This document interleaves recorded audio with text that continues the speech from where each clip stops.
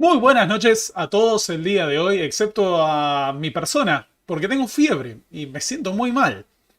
Pero me estaba debatiendo entre hacer este video y no, entre esperar y hacerlo en otro momento y estar en mejores condiciones, pero yo me debo a ustedes, yo vivo para ustedes y ustedes viven para mí, quiero creer. O sea, mínimo espero un poco de culto a la personalidad.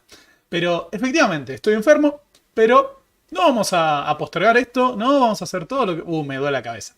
Estoy con la luz apagada porque me duele la cabeza y demás. Voy a estar tomando un poco de sopa, un poquito de sopita en vivo, mientras hablamos del arte de la guerra en la Edad Moderna, fundamentalmente en el periodo de 1560 a 1660.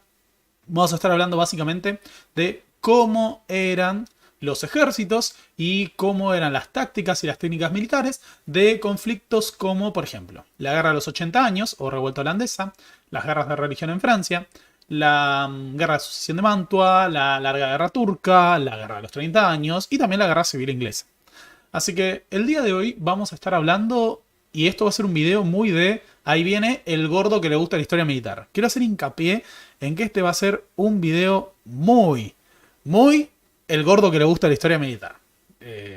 Así que, nada, estén preparados para lo que van a ver. Esto va a ser muy Age of Empires 3. Están todos avisados al respecto. El viernes nos vemos en Caras y Caretas. Tenemos presentación sobre Güemes y Belgrano. Todas las reservas ya están agotadas. Pero, el mismo viernes pueden chequear y existe la posibilidad de que alguien dé de baja su reserva. En ese caso, reservan ustedes y pueden venir.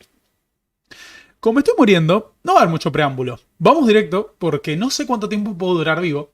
Y hay material. Hay material. Lo que voy a tratar es de mandarle rápido. No agonizar demasiado y por desarrollar un poquito el tema que quiero trabajar el día de hoy, que es justamente las formas, las técnicas de la guerra en la Edad Moderna. Fundamentalmente, de nuevo, en los 100 años que van de 1560 a 1660. Algunos hablan de este periodo como la Guerra Barroca. Uno de los puntos centrales y uno de los motivos por los cuales este campo de estudio a mí me ha interesado tiene que ver justamente con la poca atención que se le ha dado, sobre todo en nuestra sociedad. Nosotros somos latinoamericanos y en general los periodos de los siglos XVI, XVII, más allá de la Reforma, el Renacimiento, son estudiados en la escuela y en muchos campos a partir de la historia colonial. A menos que ustedes estudien la carrera de historia. En ese caso van a tener bastante más material.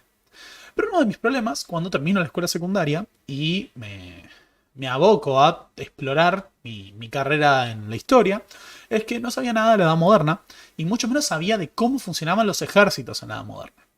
Como veremos, los ejércitos de la Edad Moderna eran ejércitos sumamente complejos, la guerra mucho más sofisticada de lo que había sido en el mundo medieval, y en este periodo particular se gestan las bases de lo que van a ser las guerras modernas. Es decir, ese concepto que nosotros pensamos cuando conseguimos esta idea de modernidad. Poder de fuego, ejércitos masivos, y esa serie de cuestiones se forjan en la Edad Moderna. Por supuesto que llegan a otra escala en el siglo XX y si queremos con las guerras napoleónicas. Pero en este periodo están dándose a luz esos procesos. Para hacer una idea de la ignorancia que suele haber sobre este tema, una vez dando clases en la cátedra de Historia Moderna en la Universidad de Morón, un alumno me preguntó si en la Guerra de los 30 años se suponía, por ejemplo, que los ejércitos ya combatían con armas de la Revolución Industrial. Estamos hablando de 1618 a 1648. O sea, hay tal falta de análisis o tal falta de representación. Por ejemplo, no hay muchas películas sobre este tema. Hay una película alemana que se llama The Last Town. Una película que pueden ver sobre este tema y que representa mucho, por ejemplo, la batalla de Rocroi, es El Capitán Lara Triste, en donde actúa Viggo Mortensen, un argentino que no sabe que es argentino. Bueno, sí sabe que es argentino, básicamente. Pero no hay mucho material audiovisual. No se ha hecho mucho sobre este tema, excepto en Europa del Este. Los polacos han hecho mucho cine sobre su época dorada como potencia militar. Pero a tal punto llega esto que en general no lo vemos. De un ejemplo, muchos de ustedes y posiblemente, bueno, y yo también, hemos jugado, por ejemplo, a la saga Total War. La saga Total War, que es una saga de Sega que se propone representar batallas masivas en tiempos históricos, no tiene este periodo incluido. O sea, se salta este periodo. El Medieval Total War llega hasta principios del siglo XVI y ¡pum! Empire Total War. Y en el medio lo único que tenés de este periodo es en Japón, con el Shogun 2 Total War. Así que no tenemos este periodo explorado ni siquiera en el campo de los videojuegos. No es muy común, no se trabaja. lo más parecido en la cultura popular a este periodo es, qué sé yo, el consumo de los Tres Mosqueteros. O bueno, en España, el Capitán a la Triste. Así que no es algo que se suele ver, y acá está el punto central. La guerra en este periodo es una guerra compleja, una guerra que transiciona entre el mundo feudal y la sociedad capitalista, aunque fundamentalmente las lógicas y las concepciones de la guerra van a ser de carácter feudal, aunque la organización y las formas de financiamiento transicionan al capitalismo. Pero en particular es esto. Si yo les digo la guerra medieval, más o menos todos tienen esta idea. Caballeros con armadura, combatiendo, montados, yendo al choque con lanzas, espadas, arqueros, ballesteros, infantería armadas con lanzas, asedios, castillos. Eso más o menos lo tienen todos claro. Y en algún momento se ve que empiezan a utilizar más armas de fuego. Esto de nuevo, qué sé yo, lo podemos ver en el Age of Empires también y demás. Se empiezan a usar armas de fuego, se habla de que las armas de fuego dejan obsoletas a las armaduras y las lógicas militares del mundo medieval, y de repente en general, estoy hablando del imaginario popular para nosotros que somos latinoamericanos, es distinto en el caso de muchos europeos, quiero remarcar, pero en nuestro cine, en el cine hollywoodense en general, esto no se ve, que de repente tenemos elipsis y pasamos a los ejércitos del siglo de las luces, pasamos a los ejércitos del siglo XVIII, armados con fusiles, con mosquetes, utilizando bayonetas. Creo que en este sentido, El Patriota, gran película de Mel Gibson, ha aportado a que muchos se puedan representar mentalmente cómo eran las batallas del siglo XVIII, con esas formaciones lineares de infantería acercándose y realizando descargas a fuego cerrado.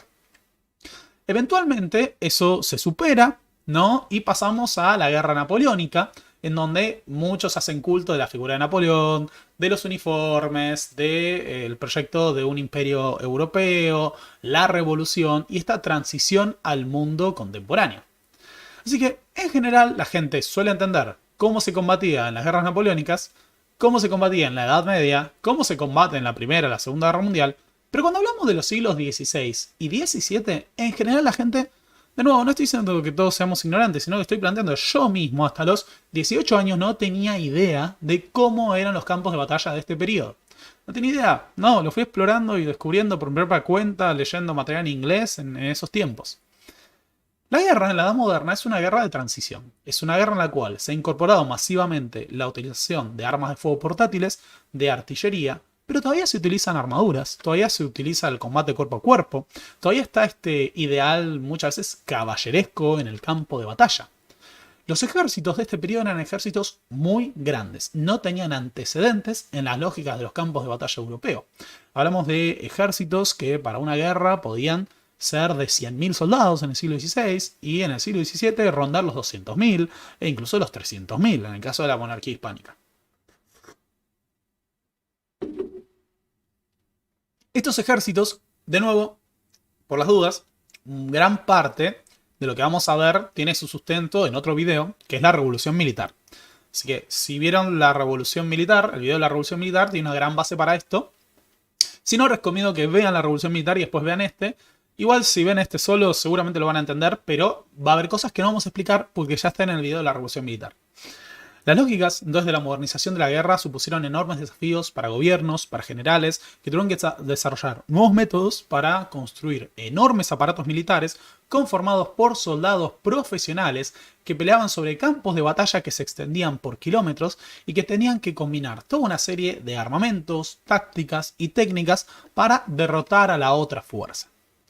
Así que en esta guerra, en este periodo, estamos hablando entonces de un periodo en el que conviven elementos que nosotros asociamos a la Edad Media y elementos que asociamos a la Edad Moderna. O sea, por ejemplo, vamos a tener gente yendo al campo de batalla con armaduras completas, de placas, incluso armaduras, como veremos, a prueba de balas, pero eran muy costosas y muy pesadas.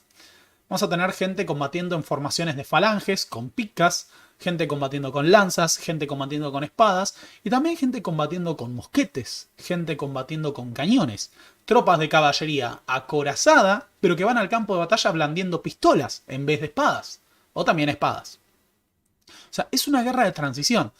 Existe la guerra de trincheras, existen las batallas campales masivas, existen las importantes descargas de fusilería, los bombardeos, y todo eso convive con descomunales combates cuerpo a cuerpo, con matar al enemigo viéndolo a los ojos de cerca con espada en mano. O sea, todos esos elementos conviven en la Edad Moderna al mismo tiempo.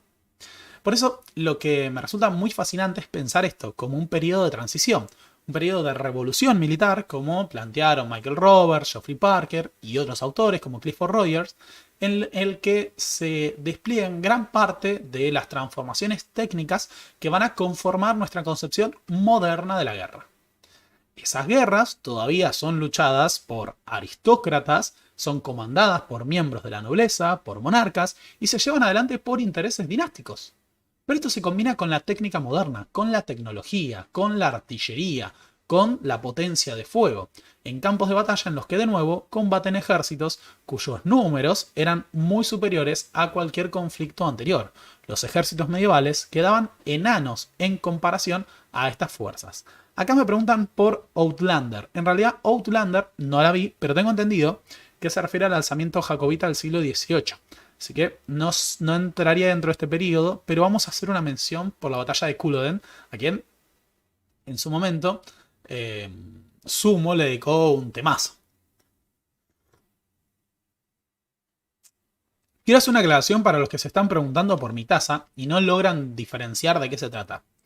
Mi taza es una taza hecha por Proyecto Papelito y básicamente está ploteada como Samba y sus amigos. Quiero recomendar esto porque es una taza maravillosa que me regaló la gente de Proyecto Papelito y es una maravilla. Amo a Samba, Samba es patria, Samba es revolución, ¿no? Quiero que quede muy clara. Pero bien, entonces en esos campos de batalla se combinaba la armadura medieval, la armadura del Renacimiento, la armadura barroca, el combate espada en mano, lanza en mano y las armas de fuego. Todo esto, de nuevo, sobre campos de batalla que quedaban llenos por el humo del fuego de mosquetes y el fuego de cañones. Las armas de pólvora negra muchas veces terminaban provocando que uno no pudiera ver en el campo de batalla y dificultaba gran parte la dirección de los ejércitos. También esa artillería va a utilizarse para asedios y sitios, muchas veces con otros desarrollos técnicos. Así que las guerras de los siglos XVI y los siglos XVII fueron guerras complejas, fueron guerras que representaron la combinación de dos mundos distintos, si queremos, y que como tales vamos a ver que resultan muy interesantes para pensar ese proceso de transición entre el feudalismo y el capitalismo. Campos de batalla con decenas de miles de combatientes que al mismo tiempo se enfrentaban con pistolas, se bombardeaban con artillería, hacían descargas de mosquetería y cuando llegaba el momento se enfrentaban en sangrientos combates de melee en los que uno, por ejemplo, le disparaba una pistola a quemarropa a un enemigo que todavía blandía una armadura. Así que de eso se trataban los campos de batalla de este periodo. Y los campos de batalla y las guerras van a suponer todo tipo de operaciones militares que incluyen, de nuevo, batallas campales, escaramuzas, sitios, guerra de trincheras, bombardeos, asedios, guerras de posiciones, guerras de movimientos. Todos estos elementos se combinan en el periodo que va de finales del siglo XVI a principios del siglo XVII, mediados del siglo XVII. Y como veremos, es gran parte de esta lógica militar la que se utiliza durante el conflicto que analizaremos en julio, que es la Guerra de los 30 años. Una guerra en la cual los mayores ejércitos que Europa hubiera visto hasta ese momento se enfrentaron sangrientamente durante 30 años, dejando un tendal de millones de muertos. Esos ejércitos tenían que ser además equipados, entrenados, alimentados y ser sostenidos en el campo de batalla por generales que combinaban de nuevo las lógicas nobiliarias de la guerra feudal y a su vez muchas veces las lógicas del afán de lucro del capitalismo. La consecuencia de esto solían ser sangrientos enfrentamientos en los que se desarrollaban realmente carnicerías con heridas mucho más graves producto de las armas de fuego que las que se habían visto en el mundo medieval. Así que eso es de lo que vamos a hablar el día de hoy. El día de hoy vamos a hablar de la guerra en la Edad Moderna y vamos a ver cómo se organizaban y cómo combatían los ejércitos de este periodo.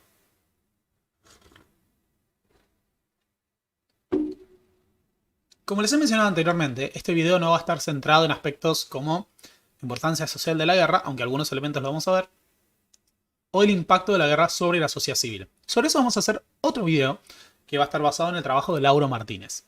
No separé los libros para este momento, pero gran parte del análisis que vamos a ver ahora está basado en el libro de Peter Wilson, de 30 Year War, la guerra de los 30 años, en el libro de David Parrott, la revolución, el negocio de la guerra, revolución militar y... No, empresa privada y... Perdón, empresa militar y revolución militar en la temprana edad moderna. También tenemos los libros, por ejemplo, de Lauro Martínez, tenemos los libros de Trinde Jefferich, tenemos los libros de... me olvidé el nombre de este autor.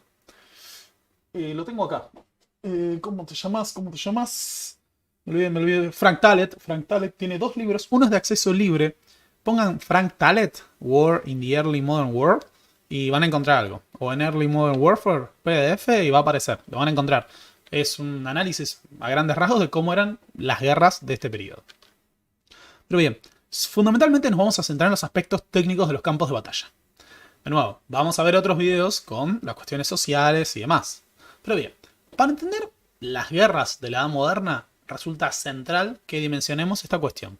Estamos en el proceso de la transición del feudalismo al capitalismo, en donde se combinan elementos que son propios de la revolución científica, el desarrollo técnico, la manufactura, la elaboración de armas modernas, la utilización de la pólvora, la técnica, la ciencia, algunos aspectos, ¿no?, que tienen que ver con la formación profesional de los soldados, pero también de los comandantes, la concepción de la guerra como un arte a cultivar, como una disciplina que no se basaba pura y únicamente en el coraje, sino también en el conocimiento técnico.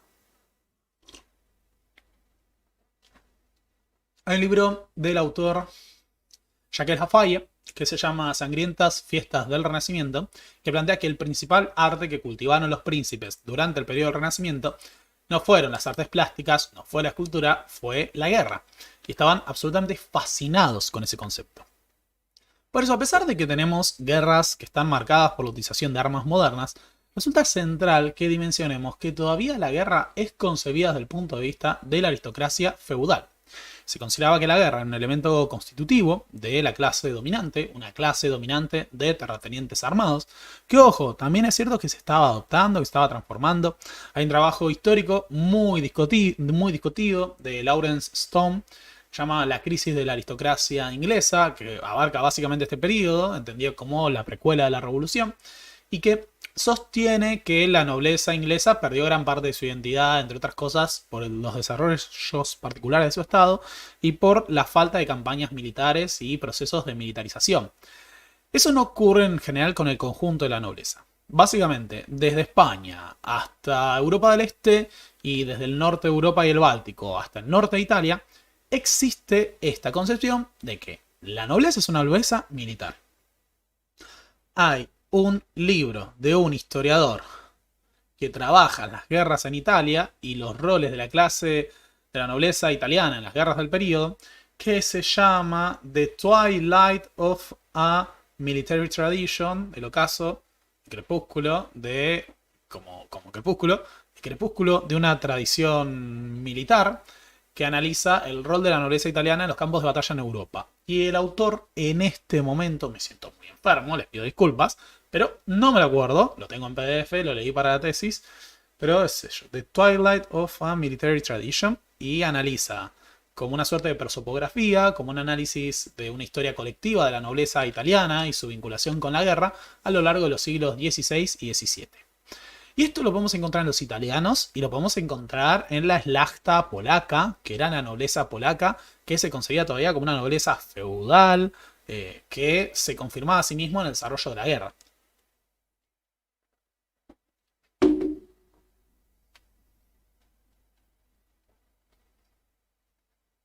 Esto explica, por ejemplo, el gran culto que han hecho los monarcas europeos y también el conjunto de la nobleza a los elementos que tenían que ver con el ámbito marcial.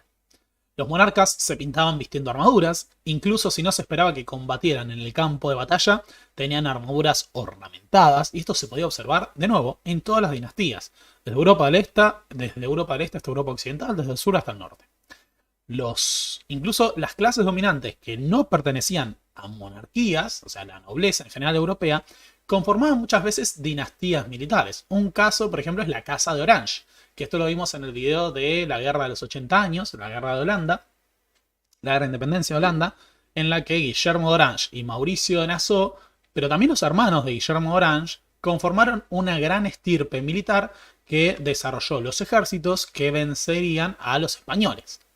Otro caso, por ejemplo, es incluso el de los monarcas guerreros. Hubo monarcas que se realizaron en el campo de batalla, en cierta manera, que incluso terminaron por morir. El caso paradigmático, si queremos, es el de Gustavo Adolfo II de Suecia, de la dinastía Vasa, que era conocido como el León del Norte y se imaginaba a sí mismo como un Alejandro Magno de su época y un paladín de la causa protestante. Así que la guerra todavía era una cuestión nobiliaria y esto era en el conjunto de Europa. Teníamos a los Báthory de Transilvania, como hemos mencionado en la clase pasada, que también se consideraba una dinastía de grandes comandantes militares que a su modo, con las formas de la guerra de Europa del Este, tenían un rol en los campos de batalla de Europa. Así que todavía en este periodo, debido al carácter nobiliario, feudal, aristocrático de la sociedad, la guerra es concebida como una forma de confirmar el estatus de la nobleza. Y también los motivos de las guerras tienen que ver con los intereses dinásticos. Hay una frase clásica de Perry Anderson en El Estado Absolutista, un gran tratado sobre la política, la guerra y la sociedad europea en la Edad Moderna, que plantea que en la lógica del modo de producción feudal, la lucha intrafeudal, la lucha intranobiliaria, es una lucha por la tierra cuya suma da 0. ¿Qué quería decir esto?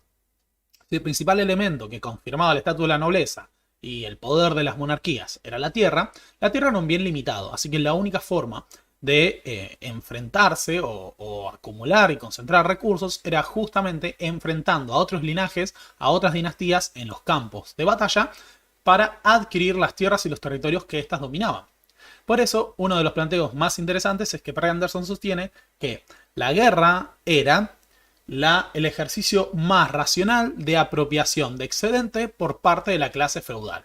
Es decir, conquistar mediante el ejercicio de la guerra amplios territorios trabajados por súbditos, por siervos en Europa del Este todavía, de los que uno obtenía excedentes mediante la fiscalidad y los derechos patrimoniales.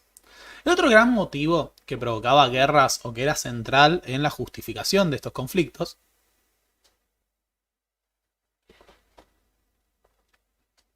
era la religión. La religión, a partir de la Reforma, se convierte en un elemento que aglutina bandos en Europa occidental y en Europa oriental. Enfrentamos entonces a católicos y protestantes por motivos confesionales, la lógica de la Reforma y la Contrarreforma. Una concepción que todavía se utilizaba en este periodo era el concepto de guerra justa. Uno no podía desarrollar una guerra, no tenía justificaciones para ir a una campaña militar, a menos que se hubieran agraviado sus derechos, su herencia dinástica o que se atacara a la religión.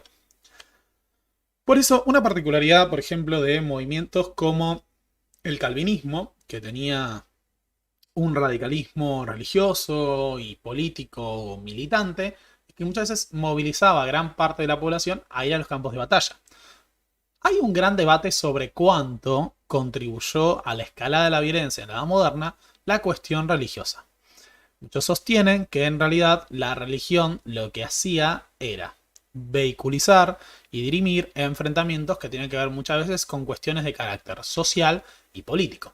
Enfrentamientos entre monarcas y sus súbditos, su propia nobleza, frente a los intentos de centralización política, y enfrentamientos intranobiliares entre distintas casas dinásticas o casas nobiliares que trataban de controlar un reino. En el caso de las guerras de religión, en Francia, que es ese periodo que abarca la segunda mitad del siglo XVI, desde la muerte de Enrique II de Francia, el último no, el que marca con su muerte la decadencia de la monarquía Valois, y el ascenso, dije Enrique II, ¿no? Sí, Enrique II, Valois, y el ascenso de Enrique IV, que es originalmente Enrique de Navarra, que es el primer monarca francés de la dinastía Borbón. La guerra de religión en Francia, que fue una violenta y sangrienta guerra civil, de fondo había una lucha intranobiliaria centralmente entre la casa Valois, la casa Montmorency, la casa Bourbon y la casa de Guisa. Otro ejemplo de todo esto obviamente son la Guerra de los 80 años con la famosa Furia Española, que ha sido durante mucho tiempo representada como parte de esa leyenda negra de España, que es cierto hubo propaganda en el medio, pero también es cierto que hubo matanzas descomunales como en el saqueo de Amberes. Ahora, fundamentalmente entonces la guerra es un ejercicio nobiliario. Y dado que la guerra, y se consideraba que la nobleza tenía una condición natural de propensión al ejercicio militar, los comandantes en jefe de los ejércitos eran miembros de la nobleza feudal. En general eran muchas veces los propios monarcas, y cuando no eran los propios monarcas correspondían a la alta nobleza de sus respectivas regiones. Los grandes de Castilla, los príncipes de sangre de Francia, que eran los parientes directos del monarca, la Szlachta polaca, los Junkers prusianos. En general, la nobleza es la que monopoliza la dirección de los ejércitos en los campos de batalla. Ahora, la oficialidad militar era tan variada como la nobleza europea. Vos tenías miembros de la baja nobleza y miembros de la altísima nobleza. Y también tenías casos de aquellos comandantes que habían ascendido mediante el ejercicio de la guerra. Caso paradigmático durante la Guerra de los 30 años es la figura de Albrecht Wenzel Eusebius von Wallenstein, el que va a tener su propio título creado para recompensar sus esfuerzos, que fue el título de Duque de Friedland. Se crea un ducado para Wallenstein por sus servicios al emperador durante la Guerra de los 30 años. Wallenstein es considerado uno de los comandantes más capaces, uno de los mayores organizadores de la Guerra de los 30 años, pero además el modelo del gran empresario militar que fue capaz de controlar y movilizar un ejército de hasta 200.000 soldados a partir de sus propios mecanismos de crédito, obtención de recursos y logrando del emperador permisos para recaudar por su propia cuenta. Es decir, tenía una descomunal empresa que era un ejército de decenas de miles de soldados que era desplegado en el campo de batalla del Sacro Imperio Romano.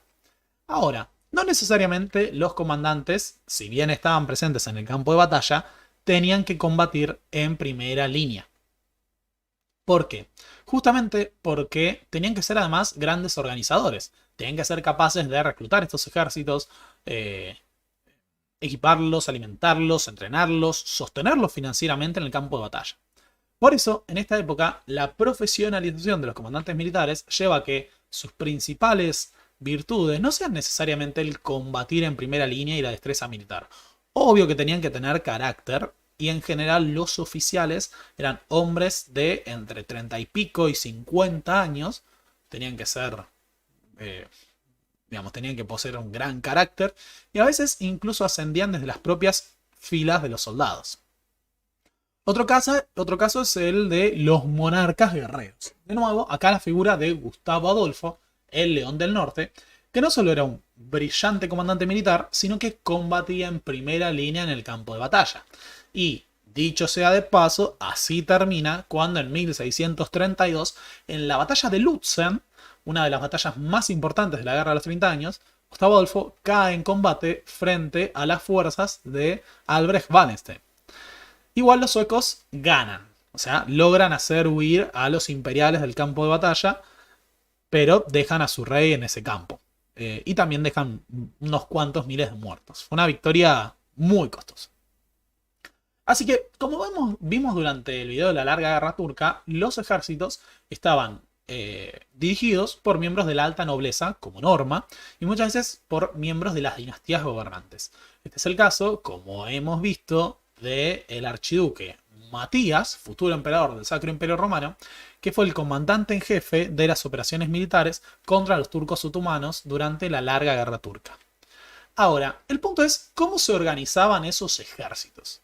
Bueno, para esto hay que tomar algunas ideas que tienen que ver con las dimensiones.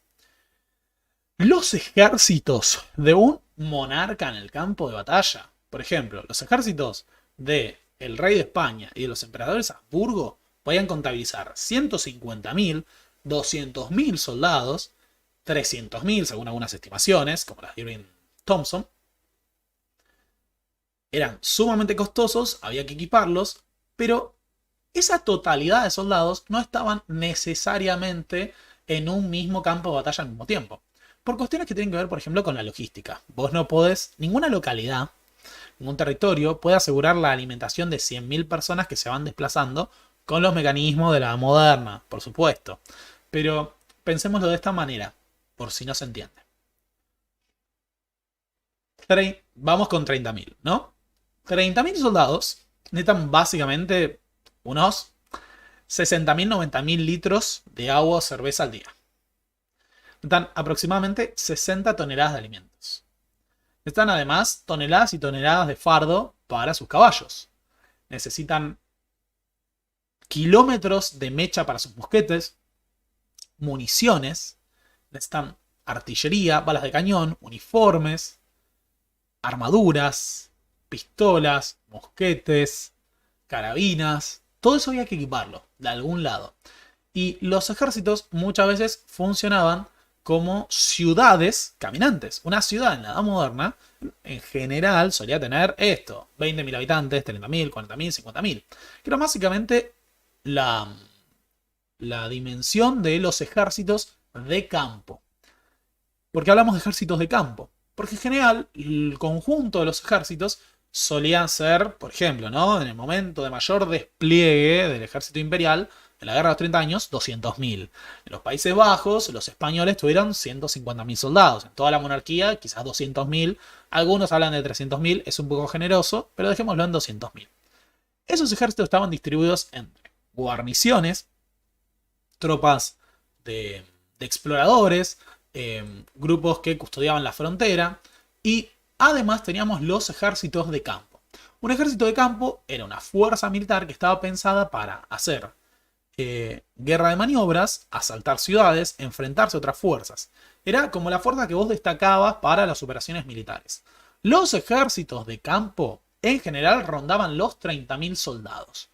Eran muy grandes, podían tener 40.000, 50.000, y hacia el final de la Guerra de los 30 años, muchas veces esos ejércitos de campo rondaban los 20.000 soldados, 18.000, por diversos motivos. Así que los ejércitos totales de las dinastías europeas, eran ejércitos de decenas de miles de soldados, comandados por miembros de la nobleza. Ahora, esos ejércitos, a su vez, tenían que organizarse. La base de la organización militar en la Edad Moderna es una unidad que se conoce con el nombre de regimiento. En el caso de España es lo que llamaríamos tercio, y en el caso de Suecia eran las brigadas. Esos regimientos en general eran fuerzas compuestas por, en los números ideales, 3.000 soldados de infantería y entre 1.000 y 1.500 soldados de caballería. En la realidad, o sea, en la práctica, la mayor parte de los regimientos muchas veces estaban a minor strength. No tenían todos los combatientes de la nómina, que eran 3.000, pero solían rondar eso: 1.500 a 3.000 la infantería, 1.800 a 1.500 la infantería. El ideal era 3.000 y 1.500. No, un regimiento es una denominación general que abarca lo que en España conocemos como tercio, en Suecia entendemos como brigada. El regimiento, como tal, es una unidad militar y es una unidad administrativa. ¿Qué quería decir esto? Que no solo en el campo de batalla los regimientos combatían por sí mismos, sino que además, a la hora de reclutar los ejércitos, se los reclutaba como regimientos. Aquellos regimientos que no estaban con los números suficientes para desplegarse como una unidad completa en el campo de batalla, eran amalgamados y combatían juntos. Capaz, 2 regimientos debilitados componían una unidad militar regimental en el campo de batalla. Ya volveremos sobre esto. De nuevo, la otra parte de los combatientes muchas veces componían las guarniciones. Recordemos que en el marco de la Revolución Militar se desarrollan nuevas tecnologías para fortificar castillos, ciudades, que están basadas en un tipo de muralla que se conoce como la traza italiana. Las fortalezas se construían con muros anchos y bajos que resistían los bombardeos de los cañones, Estos muros estaban inclinados para maximizar la capacidad de absorción y tenían fortalezas, cañones para hacerlos más resistentes. Estas fortalezas de traza italiana eran centrales en las guerras de este periodo. ¿Por qué? Porque eran bastiones desde los que controlaban el territorio. Era tan costoso tomar una fortaleza que muchas veces uno requería de utilizar a todo un ejército de campo para tratar de tomar una fortaleza quizás guarecida por algunos miles de soldados. Por eso las fortalezas eran centrales. De repente, un buen bastión defendido podía distraer a una gran fuerza militar, como había demostrado la larga guerra turca o conflictos como la guerra de los 80 años. Los sitios eran muy costosos, a veces podían durar meses, incluso años en casos extremos, y como norma solían terminar con o bien la rendición de la guarnición o el relevo de la fuerza defensora por la llegada de refuerzos que enfrentan a el ejército sitiador. Ahora, además del control de fortalezas, también se utilizaba fuerzas para ataques de saqueo, raids, incursiones militares rápidas y el control del territorio. ¿Por qué? Bueno, muchos de estos ejércitos se financiaban con los recursos que encontraban en el teatro de guerra. Es decir, ya que la paga podía tardar mucho en llegar, obtenían sus propios recursos para el sostenimiento de sus fuerzas de la población local. Esto podía hacerse de forma organizada mediante contribuciones, es decir, el control militar de una región permitía que un ejército se convirtiera en una suerte de fuerza fiscal que recaudaba, como si fuera un estado, sobre el territorio, y a veces mediante el saqueo directo. A veces las contribuciones eran simple y llanamente una forma organizada de saqueo. Pero el punto es que uno, sobre todo hacia la última etapa de la Guerra de los 30 años, tenía que desplegar grandes contingentes de soldados que no estaban concentrados en un campamento, sino que estaban dispersos controlando el territorio y asegurando el dominio de los recursos necesarios para sostener la guerra. Dijimos entonces que un ejército de campo se componía de unos 30.000 soldados. Era un desafío logístico alimentarlos, era una ciudad andante. Además de los soldados hay que contabilizar a los camp followers. ¿Qué eran los camp followers? Bueno, eran los civiles no armados que muchas veces acompañaban a los ejércitos al campo de batalla. Esto incluía desde familiares de los soldados, esposas, hijos que no tenían cómo sobrevivir, los vendedores que aprovisionaban a los ejércitos, los artesanos que fabricaban las armas, fabricaban las municiones y también las prostitutas. Las prostitutas eran un fenómeno muy común en los ejércitos de campo cuando se desplegaban en el teatro de guerras. Esto quiere decir que a veces un ejército capaz tenía 30.000 combatientes y le tenías que sumar 10.000 camp followers. Si tomamos esta idea de 30.000 soldados, en general un ejército se puede componer de unos 10 regimientos. Más o menos 12 regimientos. Los regimientos, como dijimos, eran fuerzas de 3.000 soldados de infantería o 1.500 de caballería. El comandante de esos regimientos es un coronel que muchas veces recibe el nombre de coronel propietario. Esto lo vamos a ver cuando veamos el fenómeno de los empresarios militares. Pero los coroneles que comandaban los regimientos no solo eran los comandantes militares en el campo de batalla, sino que muchas veces eran los propios dueños de sus regimientos. ¿Qué quiere decir esto? Los coroneles, a lo largo de este periodo, financiaban al regimiento y vendían el servicio al monarca que los contrataba. No necesariamente, ojo con esto, no necesariamente es que eran mercenarios extranjeros peleando para otro, sino que era una lógica de vínculo estatal-privado entre, muchas veces, un monarca y su súbdito. El empresario militar a veces peleaba para un monarca que no era su soberano, y muchas veces, la mayor parte, peleaban para sus propios soberanos en el campo de batalla.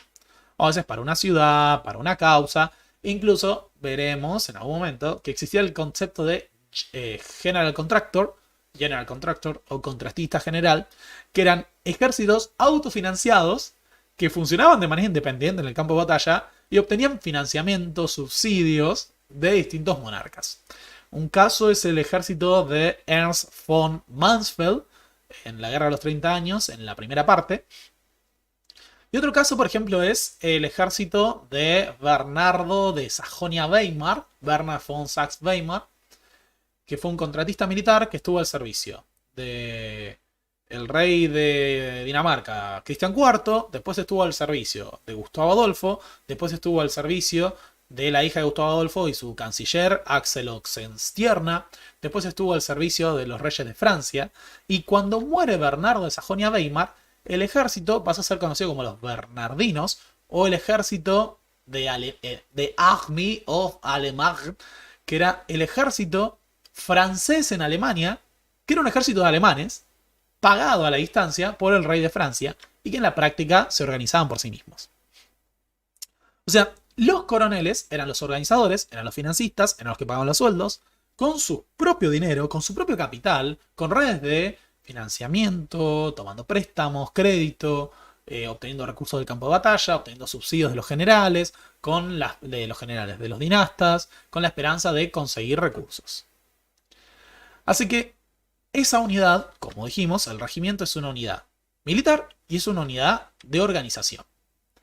Así que cada regimiento, comandado por un coronel, tenía que ser financiado, sostenido por ese coronel propietario. Cuando estaban understrength, es decir, era understrength la palabra, cuando no tenían la capacidad y los números para funcionar como un regimiento en el campo de batalla, se los amalgamaba. Ahora, esos regimientos se organizaban en dos grandes tipos de formaciones.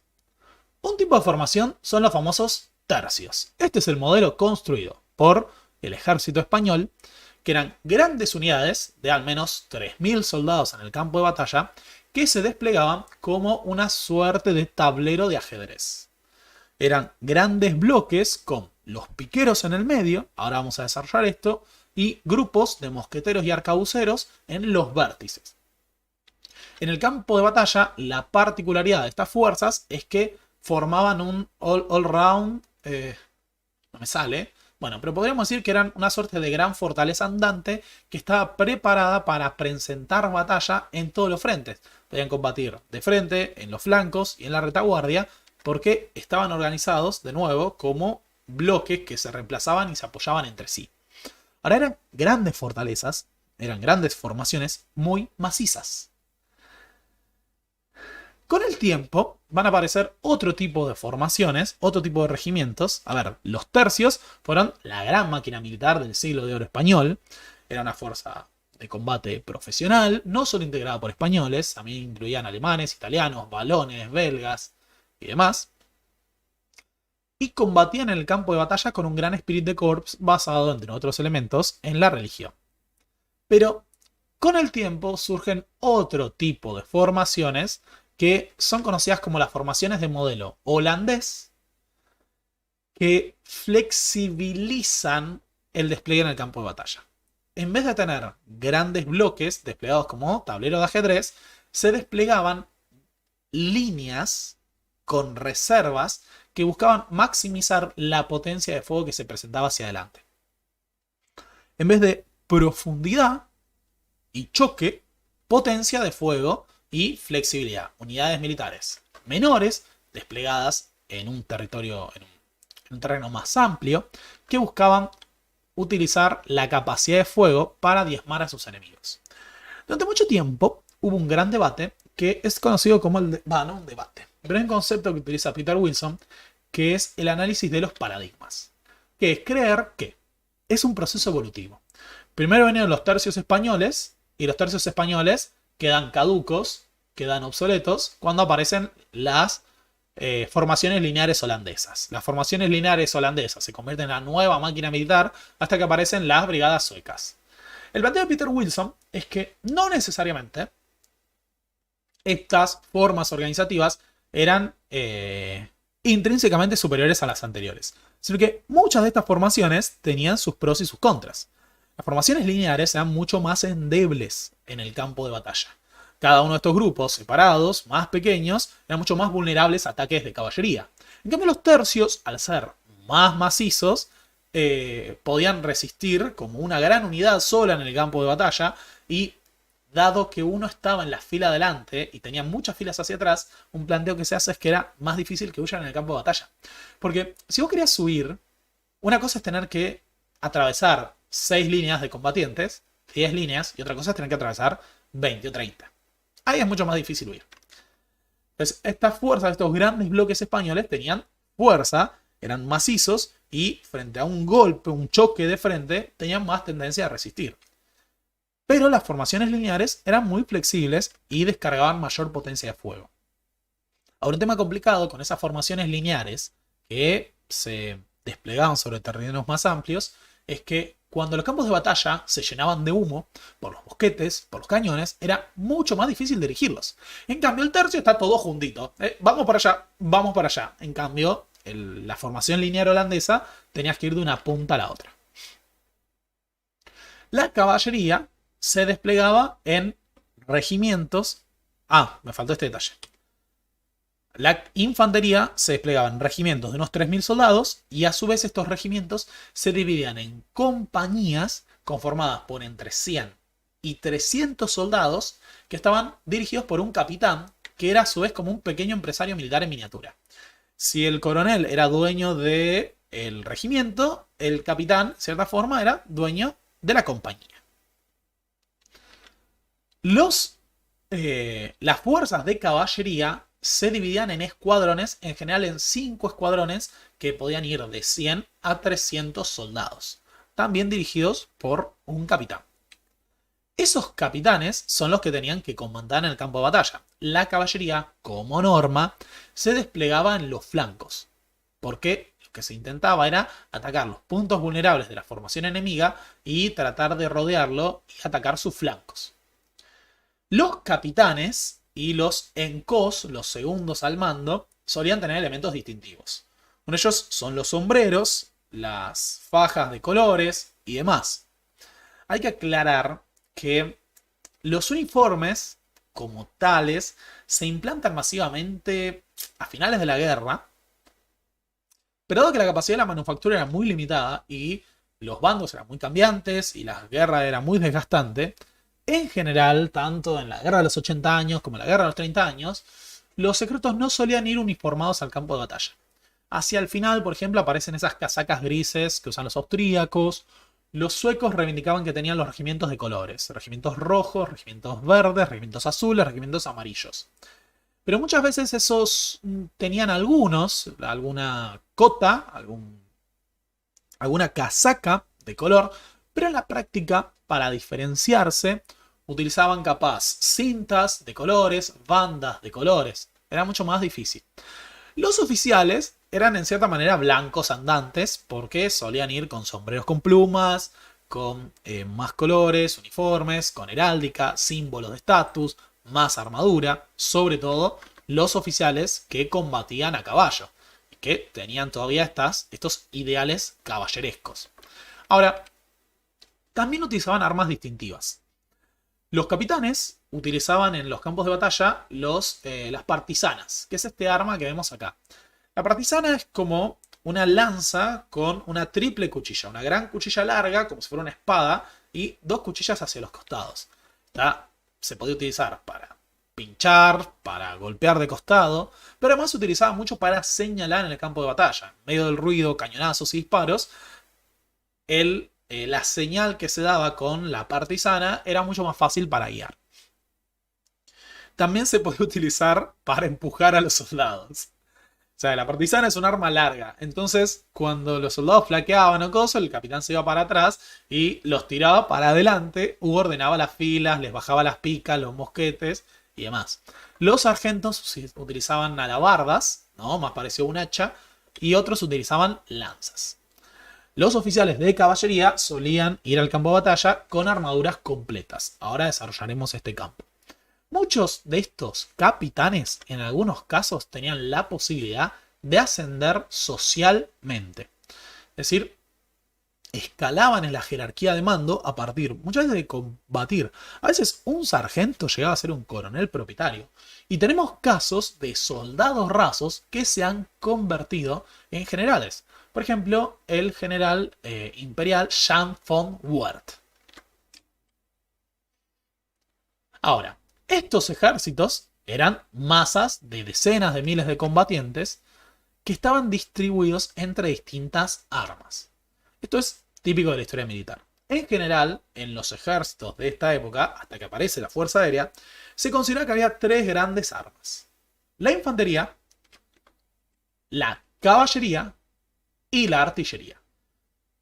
En los campos de batalla se esperaba que infantería, caballería y artillería lucharan de forma conjunta, tratando de lograr, mediante la utilización de armas combinadas, la superioridad sobre el enemigo en el campo. Era básicamente encontrar la mejor combinación para debilitar al otro. Sobre esto nos detendremos a posteriori. En el campo de batalla, en medio de todo este quilombo, uno tenía que tratar de maximizar la utilización de recursos. Aquí hay un planteo que dice Eric Sebastián Chávez Huertas: si querés prosperar, pibe, volvete militar. Lo cierto es que los soldados, como tales, no cobraban mucho. Cobraban el equivalente a un jornalero. Pero para muchos era atractivo el hacerse soldados porque primero pertenecían a una corporación diferenciada, que tenía sus propios códigos, vestimenta, podía portar armas, y muchas veces, al hacerse uno soldado, escapaba de la posibilidad de ser víctima de otros soldados. Porque en este contexto de ocupaciones, contribuciones, saqueos, era muy común que la población civil padeciera el paso de los ejércitos, sin importar de qué bando sean, ¿eh? Vos eras un ciudadano del Sacro Imperio Romano, llegaba el ejército imperial y era un garrón, porque se tenían que alimentar. Había un dicho de los soldados de Alemania en la Guerra de los 30 años que decía: un soldado necesita 4 campesinos para sobrevivir. Un campesino para que le dé su comida. Un campesino para que le dé su cama. Un campesino para que le dé a su esposa, violaciones, y otro para que ocupe su lugar en el infierno. O sea, estos ejércitos que andaban deambulando por toda Europa eran máquinas de consumir recursos, saquear y destruir.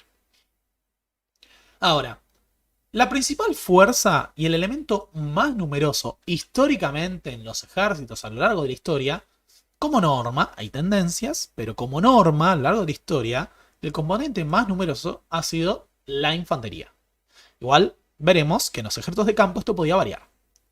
Pero en general, en este periodo, la infantería era el arma más numerosa porque, además de los ejércitos de campo, estaban guareciendo las fortalezas y cuidando los puestos de avanzada. O sea, más allá del ejército que vos desplegás en el campo de batalla, tenés que tener mucha infantería para proteger fortalezas, castillos y demás. La infantería, como tal, organizada en regimientos, combinaba fundamentalmente dos elementos: los infantes que combatían como piqueros y los infantes que combatían como tiradores, ya sean arcabuceros, pero sobre todo a partir de la segunda mitad del siglo XVI, mosqueteros. En el campo de batalla, los regimientos de infantería solían componerse de estos dos tipos de combatientes: soldados armados con picas y soldados armados con mosquetes. Ahora nos detendremos en esto. Por un lado tenemos al piquero. El piquero iba al campo de batalla, en general al principio de este periodo, blandiendo armadura que se componía de peto, espaldar, protecciones femorales, brazaletes y un casco, que es este casco que vemos acá. Hay distintos modelos, pero que en general recibe el nombre de morrión. Había morriones de distinto tipo. Estos cascos se inspiraban muchas veces en los modelos romanos. Se podía hacer cascos que taparan la cara, pero se esperaba que el soldado pudiera ver en el campo de batalla y escuchar órdenes. El piquero, en general, tenía que ser un hombre fuerte físicamente porque tenía que blandir su pica, que era un arma muy pesada, hablamos de lanzas de 4 metros de largo, su armadura, su espada y caminar en el campo de batalla con todos esos elementos. Había manuales para entrenar a los piqueros que formaban, si queremos, el núcleo central en cuanto al lugar físico que ocupaban de las formaciones de infantería. Los piqueros, como norma, iban en el medio con estas armaduras, estas picas, y se pretendía que tuvieran la capacidad de cargar o de resistir las cargas de sus enemigos. El piquero como tal es el tipo de infantería que llamaríamos pesada. Aunque en realidad es infantería secas. O sea, pero dentro de las fuerzas de infantería, ponemos así que hay un infante pesado que es el piquero y un infante más ligero que es el mosquetero. Los mosqueteros, como norma, van armados con un mosquete que, dado que todavía son muy pesados, necesitan una horquilla para ser disparados. Es decir, era tan grande el mosquete, tan pesado, hablamos de mosquetes que pesaban muchas veces 20 kilos, que para dispararlos los apoyaban sobre un soporte que se utilizaba para apoyar el mosquete y disparar. Los mosquetes en este periodo fundamentalmente son mosquetes de mecha. No tienen cápsula de ignición, no tienen pedernal, sino que vos tenés una mecha prendida que se apoya sobre la carga de pólvora, o sea, la tenés que prender fuego para disparar. Esto era muy peligroso porque la mecha caía una chispa y se te disparaba el arma sola. Así que el trabajo de mosquetero solía ser muy peligroso. Ahora, ambos elementos no combatían de manera separada, sino que se esperaba que combatieran de forma unificada. Esas formaciones de piqueros y mosqueteros eran un solo cuerpo militar. No había ejércitos de solo piqueros. Hacia el final del periodo aparecen formaciones de mosqueteros únicamente. Pero como norma, las formaciones de infantería se componían de ambos. El esfuerzo conjunto de piqueros y mosqueteros era la base de los campos de batalla, ya que la infantería era la fuerza central.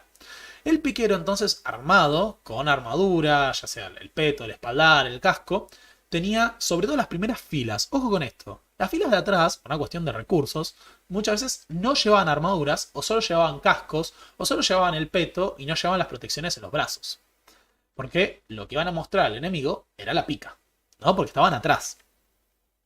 En el campo de batalla, entonces, una formación de piqueros que combate lo que hace es presentar un bosque de picas hacia adelante. Piensa en esto, vos ves a un grupo de tipos acorazados, mostrándote picas de 4 metros, y vos si querés avanzar, te van a pinchar, ¿no? A su vez, eran flanqueados por los mosqueteros. Los piqueros eran como una suerte de gran baluarte andante, y los mosqueteros disparaban. Esta forma de la guerra era un ejercicio combinado. El mosquetero tiene que proteger a el piquero de aquellos que le pueden disparar. O sea, si del otro lado hay fuerzas disparando, el mosquetero responde el fuego. Uno de los grandes problemas de los piqueros es que no pueden responder, no tienen armas de fuego. O sea, tienen que combatir cuerpo a cuerpo. Así que sentaba de nuevo hombres valientes, físicamente grandes y experimentados para sostener la formación. Ahora, si alguien atacaba cuerpo a cuerpo a los mosqueteros, los piqueros eran la fuerza que tenían que resistir el choque, porque eran los que estaban preparados para combatir. Los mosqueteros, como veremos, también tenían armas de cuerpo a cuerpo, pero se esperaba que el piquero fuera el que resistiera las cargas. Este modelo de lo que se suele llamar en inglés pike and shot son fuerzas que habían sido concebidas para derrotar a la caballería. Históricamente la caballería en el mundo medieval era el arma dominante. Un caballo, un jinete plenamente acorazado sobre un caballo grande, fuerte, de cientos de kilos de peso, te lleva puesto y te arruina. Y además acá hablamos de caballería que tiene armas modernas, caballería que está armada con pistolas. Ya volvemos sobre eso. Lo que se esperaba era que si la caballería atacaba, los mosqueteros le dispararan. Y dado que la caballería solía tener armas de menor alcance y tenía que acercarse a los mosqueteros para combatir, los piqueros adelantaban las picas para frenar a la caballería. En la práctica se esperaba que la caballería no fuera capaz de romper una formación de picas mediante una carga. ¿Por qué? Y muy sencillo, porque la lanza detiene al caballo y el caballo detenido los clava. Cuando los clavaban, el caballo tendía a morir, tendía a caer herido, y el jinete era un blanco muy vulnerable. Vos te caes con armadura completa de un caballo y básicamente sos pollo en este periodo. Por eso, el piquero se suponía que era aquel que tenía que frenar a esa caballería en el campo de batalla. O enfrentarse también a otros piqueros. En la práctica, un enfrentamiento entre fuerzas de infantería representaba el choque entre piqueros cuerpo a cuerpo y el intercambio de fuego entre mosqueteros. Sobre eso volveremos. Muchas veces los piqueros le tenían recelo a los mosqueteros. Los mosqueteros solían recibir una paga más baja, pero estaban equipados más ligeros, formaban las fuerzas de vanguardia, muchas veces eran los exploradores que adelantaban en el territorio, entonces tenían más facilidades para saquear. Los piqueros, plenamente armados, no podían entrar, por ejemplo, en casas, porque no podías pasar con la pica. O muchas veces en fortalezas. Los que realizaban las tareas de ocupación, muchas veces eran los mosqueteros. Y además, cuando se huía del campo de batalla, el mosquetero podía llevar su mosquete, que era lo único que tenía que llevar, y el resto de las cosas. El piquero, si quiere correr con armadura y pica, está al horno. En general, una vez que huían, tenían que tirar la pica y quedaban absolutamente expuestos. Eran un blanco fácil. Ahora, el mosquetero es el arma, o sea, es el tipo de infantería que progresivamente toma terreno.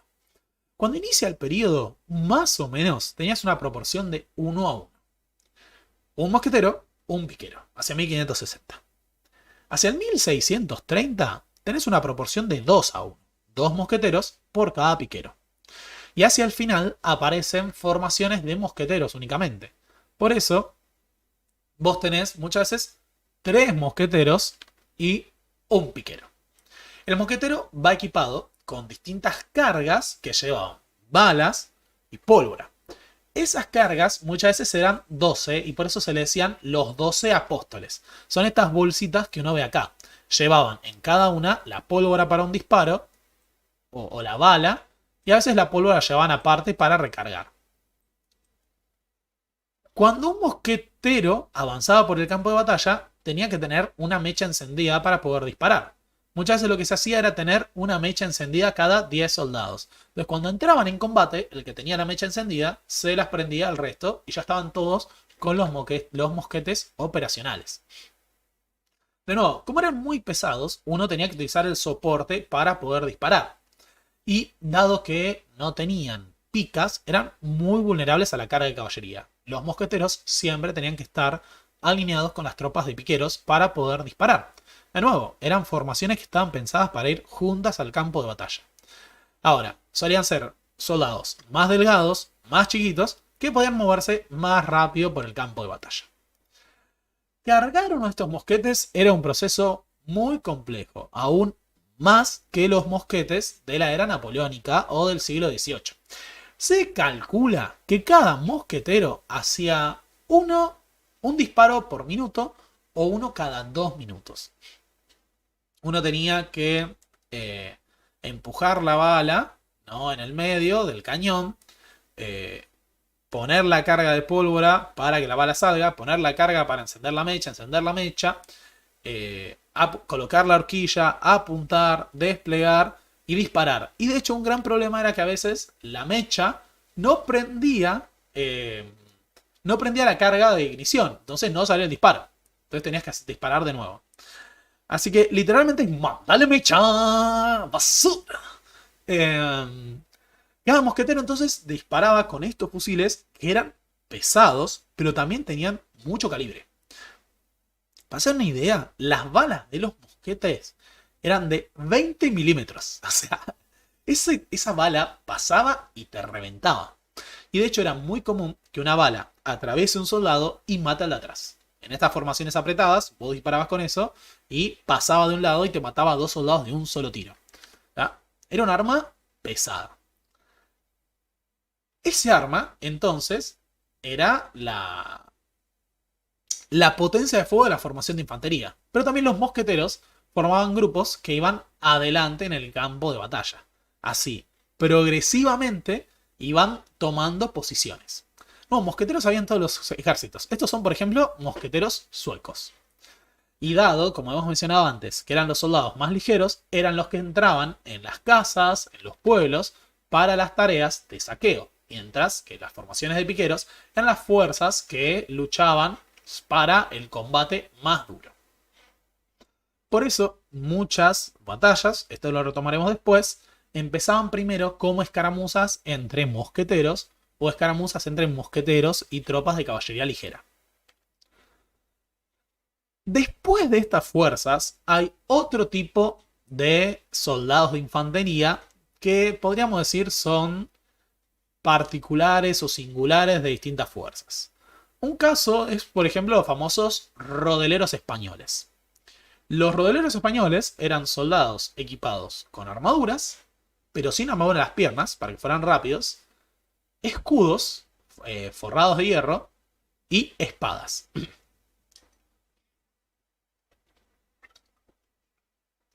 En el campo de batalla, los rodeleros tenían la particularidad de moverse muy fácilmente y eran utilizados como fuerza de choque en asedios. Eran grupos pequeños, hay que señalar esto, no tenías formaciones enteras de rodeleros, sino destacamentos que, por ejemplo, cuando había que hacer un choque entre fuerzas de infantería, eran la primera línea que con los escudos y las espadas se podían meter entre las picas y derrotar a esas formaciones que presentaban un bosque de lanzas. Es algo parecido a lo que ocurría en los enfrentamientos entre legionarios romanos y piqueros macedonios. Los macedonios estaban preparados para mantener a los romanos atrás, pero una vez que los romanos se metían escudo en mano y espada, los pinchaban a todos. Además de estas fuerzas, tenemos fuerzas de irregulares y tropas auxiliares que suelen combatir con otras armas. Un caso, por ejemplo, son los irregulares transilvanos o húngaros. Había un nombre, no se les dice rifleros, algo así como Schützel, algo así. Y también eran tiradores alemanes. Eran soldados equipados ligeramente que estaban pensados para avanzar solo con mosquetes ligeros que podían dispararse sin horquilla y hacer de fuerza de exploración o fuerza de vanguardia, emboscar a soldados enemigos, avistar a las fuerzas contrarias. Vos tenías a los transilvanos, pero también tenías otro tipo de infantería en Europa del Este, que era la infantería no pensada como infantería ligera, sino infantería de choque armada al mismo tiempo con armas de fuego y armas blancas. Por ejemplo, los Streltsy de Rusia. Los Streltsy eran grupos de mosqueteros que llevaban grandes hachas a dos manos que recibían el nombre de bardiche. Estas armas se podían utilizar como horquillas para colocar los mosquetes y disparar.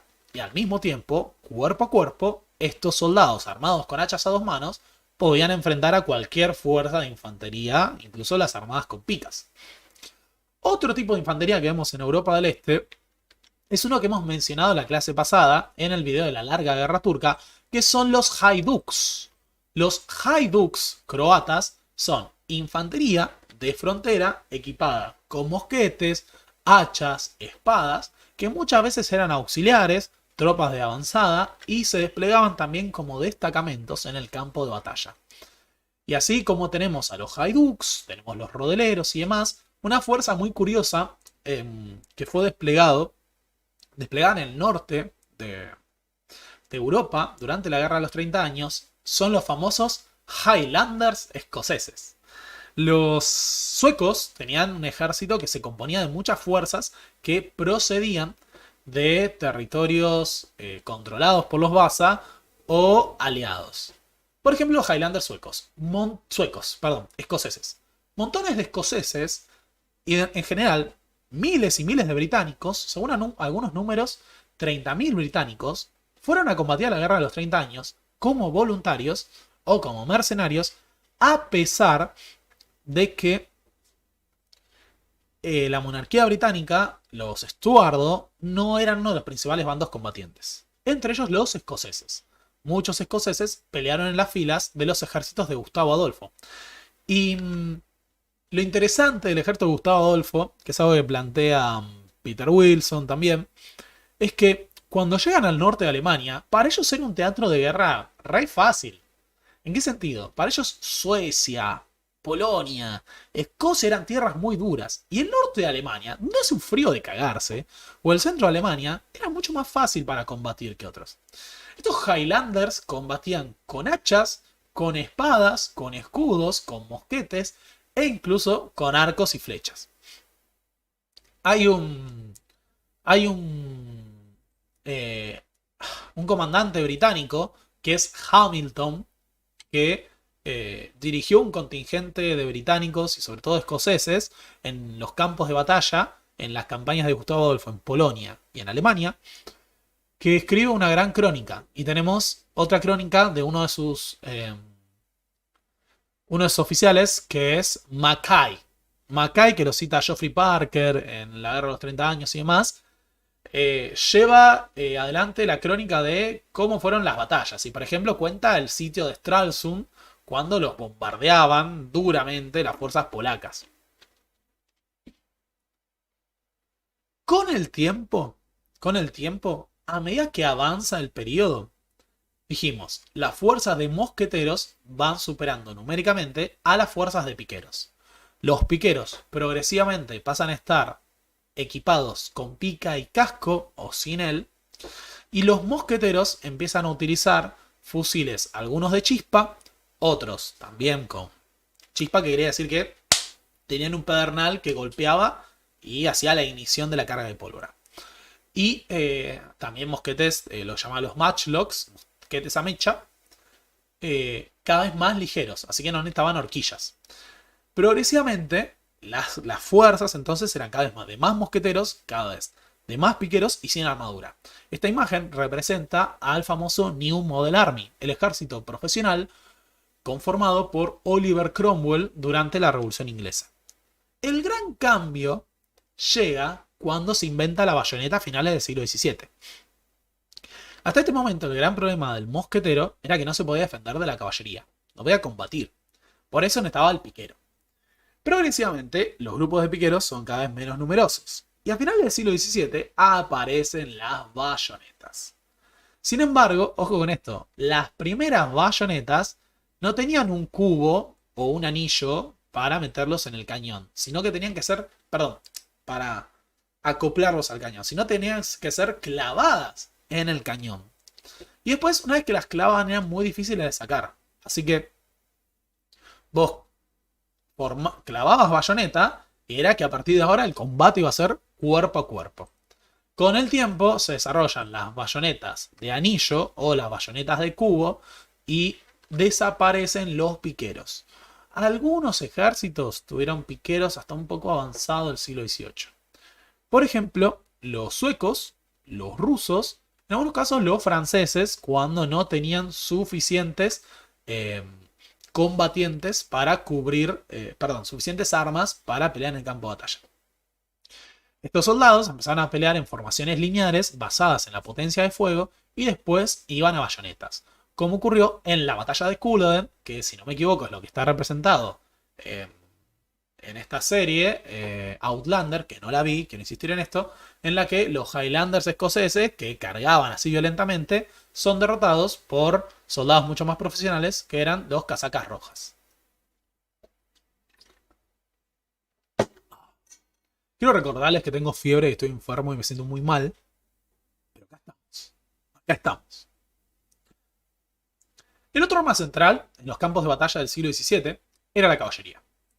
La caballería es un arma histórica. Básicamente desde la domesticación del caballo en el 2000 a.C., los caballos se han utilizado para el campo de batalla. Un caballo de batalla no es simple y llanamente el caballo que vos utilizabas, no sé, para llevar un carro de un cartonero. Un caballo de batalla suele ser un animal entrenado, que suele tener mucho músculo, suelen ser muy grandes y están pensados para, primero, llevar a un combatiente plenamente equipado, pero además golpear y aplastar mediante la carga. No todos los caballos en el campo de batalla o en el teatro de guerra eran utilizados para el choque. Muchos caballos para la caballería ligera o la infantería montada, ahora llegamos a eso, eran caballos más ligeros, menos agresivos, más chiquitos, que no eran concebidos para que choquen, sino para que trasladen a sus fuerzas. También se usaban montones de caballos para cuestiones logísticas. Había que trasladar suministros, había que trasladar equipos, había que mover a los cañones. Igual, ojo con esto. En este periodo todavía no se utiliza el concepto de artillería montada propio de las guerras napoleónicas y finales del siglo XVIII. La caballería en el campo de batalla era un arma fundamentalmente ofensiva.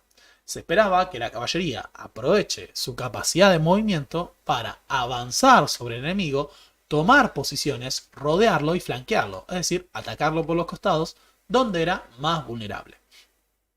En la práctica, la caballería primero tenía que enfrentar a la caballería opositora. Y lo que solía ocurrir es que si la balanza de fuerzas era muy dispar, la caballería que vencía a su contraparte pasaba a maniobrar en los flancos y en la retaguardia del enemigo, buscando atacar la artillería o los flancos de la infantería. Pero la particularidad de este periodo es que tenemos caballería que está equipada con armas de fuego, además. No solo se utilizaban espadas y lanzas, en un grado minoritario, sino que se utilizaban pequeños arcabuces que recibían el nombre de calibers o carabinas y pistolas. Podríamos decir que hay varios tipos de caballería. Hay un tipo de caballería que llamaríamos la caballería pesada, compuesto por los famosos cuirassiers o coraceros. Esta caballería iba al campo de batalla plenamente acorazada, con una espada ancha pensada para cortar y un par de pistolas. Dos pistolas que iban en los, no en los bolsillos, sino en los costados del caballo. Entonces, el jinete avanzaba y tenía que sacar la pistola. Muchas veces la pistola apuntaba para allá, o sea, el mango, que tenían que hacer este movimiento para disparar. Pero no podían disparar sobre el ojo del caballo porque les llenaban. O sea, si el caballo está así, le explota un rafagazo de disparo en el ojo, el caballo se confunde y grita. Lo que tenían que hacer era disparar de costado. Tenían que disparar o de costado o inclinados para que el disparo, el ruido, no ataque al caballo. La manufactura de las armaduras de esta época es increíble. O sea, en general pensamos, ¡fuah! Las armaduras medievales. Las armaduras medievales eran fundamentalmente cota de malla, excepto en los siglos XIV y XV, que se incorporan masivamente placas. Pero las armaduras completas, plenamente ornamentadas, prolijas, balanceadas, son las armaduras del Renacimiento y del Barroco. Estas armaduras eran muy resistentes e incluso las había a prueba de balas. O sea, esta armadura resistía el impacto de una pistola y en algunos casos el impacto de una bala de mosquete. Entonces, imagínate que te caiga este mono así, totalmente acorazado. No usaban armadura en los tobillos, en las pantorrillas, porque usaban botas grandes de montar, como toda la caballería. Pero vos ibas plenamente acorazado al campo de batalla, con dos pistolas y una espada ancha, con un caballo pesado, musculoso, que te llevaba puesto. Los coraceros eran entonces la fuerza de choque. La mayor parte de los coraceros combatían, como dijimos, con una espada ancha y un par de pistolas. Pero, también había grupos destacados de coraceros que peleaban con lanzas largas. Este es el caso de los guardias españoles y de algunos guardias que funcionaban como tropas de élite de algunos ejércitos alemanes. Por ejemplo, ojo, en Francia y en Holanda también había grupos de lanceros en la segunda mitad del siglo XVI. Bueno, en la guerra de los 30 años, los coraceros con lanza son algo menos común. Podríamos destacar, por ejemplo, la guardia de Wallenstein, la guardia personal del general Wallenstein, era una fuerza de coraceros armados con largas lanzas para chocar y un par de pistolas y una espada ancha. Así que el coracero es el soldado más caro que ibas a encontrar en el campo de batalla. Estabas un tipo grande, alto, fuerte, plenamente acorazado, armado con dos pistolas, sobre un caballo grande, con una espada grande. Esas armaduras, como está diciendo Marcos, eran muy pesadas. No estaban pensadas para combatir a pie. O sea, el coracero a pie era muy vulnerable. O sea, no estaba pensado para eso. Si te caías, estabas al horno. De hecho, por eso eran muy a prueba de balas, porque estaban muy fortalecidas en los frentes o en los cascos. Este famoso casco Totenkopf, o casco calavera, tenía la fama supuestamente de que era a prueba de disparos de pistola. Pero el jinete, el coracero, tenía que romper a la otra formación, necesariamente. Cuando avanzaban en el campo de batalla, lo que hacían era ir corriendo hasta el final, o trotando o galopando. Llegaban a corta distancia, sacaban las pistolas y disparaban antes de chocar contra el enemigo. O sea, vos ibas corriendo, galopando con el caballo, y cuando estabas cerca, sacabas la pistola y le disparabas capaz a 2 metros, 3 metros, ahí, a quemarropa. Y después se sacaba la otra pistola para disparar, o se sacaba la espada, o se utilizaban las pistolas para cagarte a mazazos, porque eran pistolas muy pesadas, con mangos de madera sólida y hierro, que si te daban un golpe en la cabeza te fracturan totalmente el cráneo. Así que estos jinetes acorazados iban al campo de batalla, descargaban sus pistolas, sacaban sus espadas y empezaban a cortar y apuñalar, mientras chocaban y buscaban romper la otra formación. Ahora, hay una práctica, una táctica que fue utilizada, está comprobada en este periodo, que genera muchas controversias, que es conocida como la caracola. ¿En qué consiste la caracola? Bueno, la caracola era una técnica mediante la cual la caballería avanzaba en el campo de batalla, llegaba y se desplegaba por filas. Llegabas de cerca, ¿no? Apuntabas, descargabas tus armas, disparabas y retrocedías al fondo de la formación a recargar. Después avanzaba otra fila, disparaba y retrocedía hasta el fondo. Y así progresivamente cada fila iba descargando una línea continua de fuego. Por eso es como un caracol, van girando sobre su propio eje. Entonces van, disparan, retroceden al fondo. Van, disparan, retroceden al fondo y así sucesivamente. Hay mucho debate sobre la efectividad en esta época. ¿Por qué? Porque esta técnica primero requería mucha coordinación, mucho entrenamiento, y muchos plantean que no era realmente eficiente. ¿Por qué? Porque las pistolas eran de un calibre más bajo que los mosquetes, y vos haciendo esto una y otra vez cansabas mucho al caballo, que tenía que dar vueltas una y otra vez. Otro planteo que se hace es que la caballería, y esto aparece en los registros, hacía varias cargas, como en Rocroi. Llegaban, disparaban todos y se iban. Después volvían. Entonces iban tratando de debilitar y atacar una y otra vez, disparando y retrocediendo para debilitar a la formación. La idea era esta. Vos tenías que debilitar a ese cuerpo de infantería para que en algún momento sea propenso a una carga que la rompa. Algo sostiene Peter Wilson es que muchos comandantes de caballería tenían que, basaban su capacidad en poder reconocer cuál era el momento propicio para hacer la carga definitiva. En otras palabras, en qué momento uno podía cargar a la otra formación y romperla. O sea, vos ibas con estas pistolas a descargar al otro e ibas tanteando. Uno de los planteos es que se podía entender cómo cuándo cargar y romper a la otra formación cuando las picas temblaban. El planteo es que cuando ves que las picas están dispersas o temblando, es que la formación está desmoralizada, está desorganizada, está rota, y en ese momento una buena carga puede romperla. El otro tipo de caballería es lo que llamaríamos caballería media.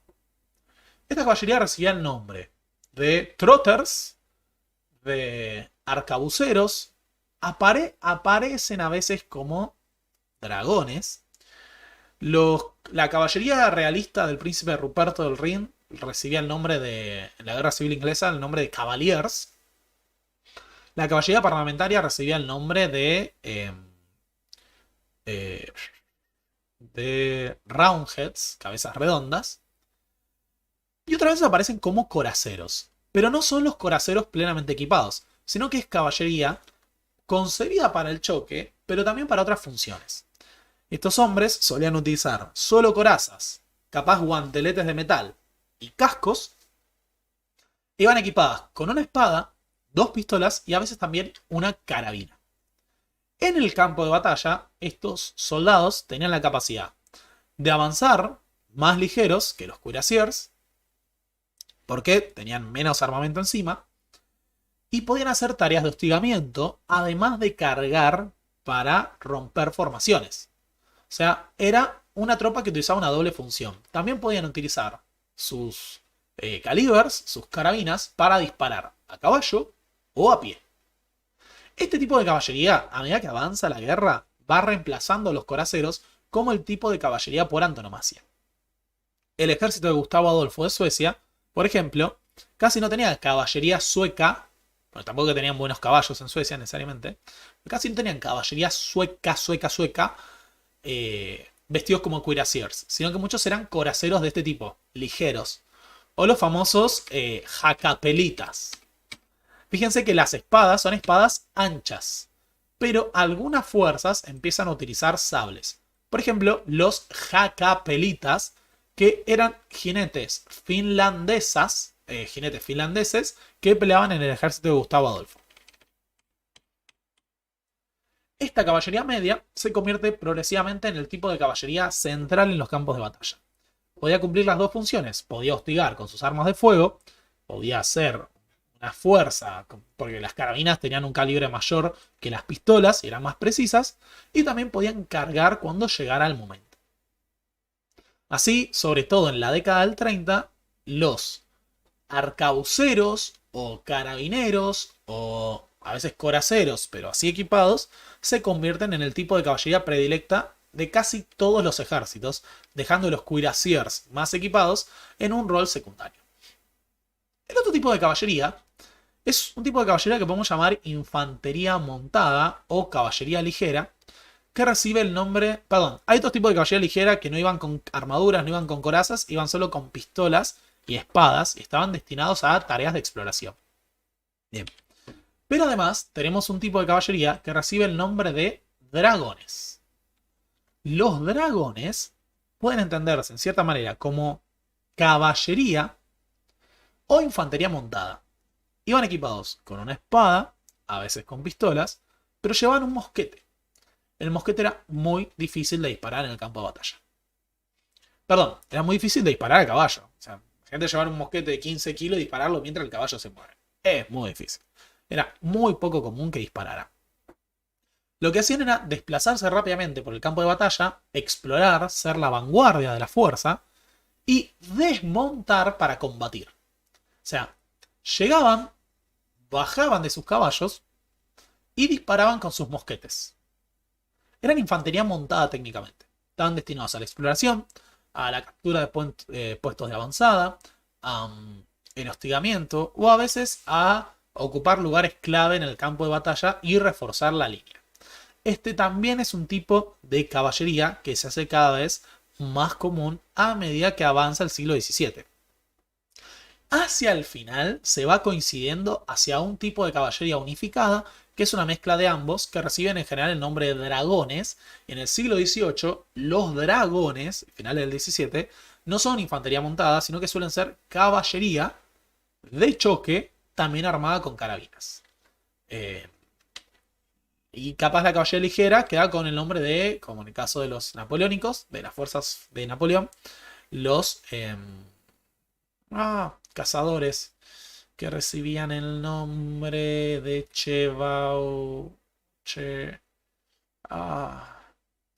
chasseurs.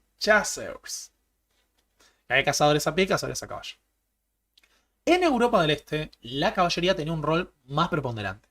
Si bien la infantería era el arma más numerosa en los campos de batalla de Europa como norma, en Europa del Este, y acá hablamos de los Balcanes, hablamos de Hungría, hablamos de Polonia, hablamos de cierta manera de Finlandia, y también de Transilvania, la caballería cumplía un rol fundamental y los ejércitos todavía combatían con la idea de que las batallas se definían por una carga de caballería. Esta caballería podía estar equipada con lanzas, con escudos, incluso con cota de malla, y en vez de pistolas, a veces llevaban arcos compuestos al campo de batalla. O sea, peleaban con arco y flecha en el siglo XVII. esta caballería también, en vez de usar espadas, muchas veces usaban mazas o picos. De entre este conjunto de caballerías hay que destacar la práctica de utilizar plumas o alas. Las alas eran unas estructuras con plumas que se ponían atrás del caballo y que daban el aspecto imponente. Y se dice que supuestamente el crepitar, el ruido que hacían, ponía nerviosos a los caballos. Dentro de estas fuerzas que utilizaban alas, los más destacados son los famosos húsares alados polacos.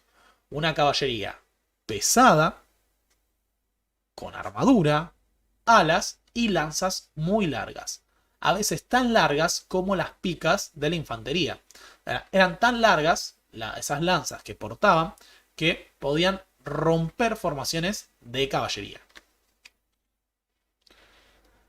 Esa caballería de húsares alados y las caballerías de Europa del Este tuvieron mucho peso, incluso avanzado el siglo XVII, en un tipo de guerra que era mucho más de movimientos. A esas fuerzas le podemos sumar otros tipos de caballería ligera o armada con lanzas y arcos, como era la caballería transilvana o la caballería húngara, que todavía hacía ataques, hacía raids, hacía hostigamiento, y tenían estilos de combate que eran mucho más parecidos a los de los turcos. Entre el conjunto de fuerzas de caballería, dentro del ejército imperial, hay que destacar a los croatas. Los croatas eran una caballería ligera, pero que tenía fama de ser muy feroz y que también iba a la carga. Pero su carga se basaba muchas veces en la potencia de fuego. Los croatas iban al combate equipados muchas veces con 2 pistolas y una carabina. Y lo que se plantea es que iban y enfrentaban al enemigo en zigzag. Una línea se movía en una dirección para disparar su carabina de costado. Después en la otra dirección para descargar su pistola. Después en la otra dirección para descargar la otra pistola. Y después ahí sacaban espadas, mazas, hachas y atacaban al otro. O sea, los croatas eran un tipo de caballería de frontera muy feroz, tenían mucha fama de ser gente jodida.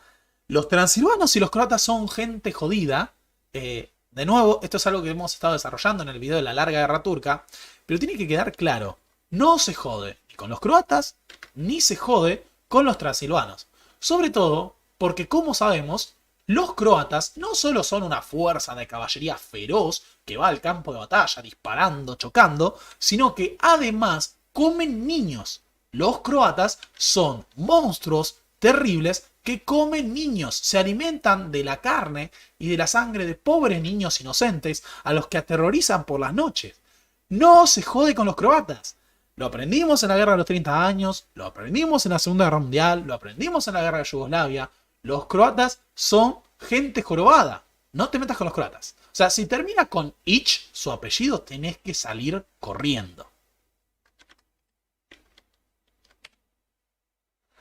A estas fuerzas de caballería también hay que sumarle otro tipo de caballería que recibían el nombre de cosacos. Estos podían ser cosacos y a veces no, a veces eran soldados polacos o húngaros que combatían al estilo de los cosacos. Es decir, caballería que utilizaba carabinas, lanzas, arcos, escudos, espadas, una gran mezcla, y que combatía como caballería ligera y también como caballería de choque.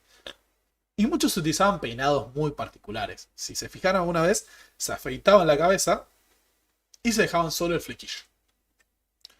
Los cosacos también son jodidos. Así que la caballería se suponía que tenía que tener la capacidad de romper a la formación del otro lado mediante una carga especial. Era central saber cuándo había que hacer la carga. Porque una buena carga podía acabar con la artillería del otro, podía capturar un flanco, podía romper la formación. Una mala carga en el momento equivocado podía terminar con vos acostado en el campo de batalla. La última arma central es el arma de artillería.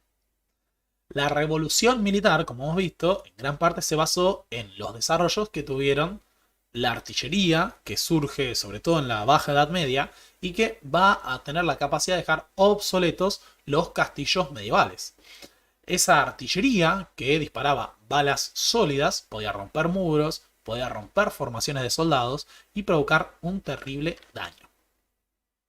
Podemos decir que hay tres grandes tipos de artillería. Una es la artillería de sitio. La artillería de sitio estaba concebida no para ser utilizada en campos de batalla, sino para demoler los muros de las ciudades u hostigar a los defensores.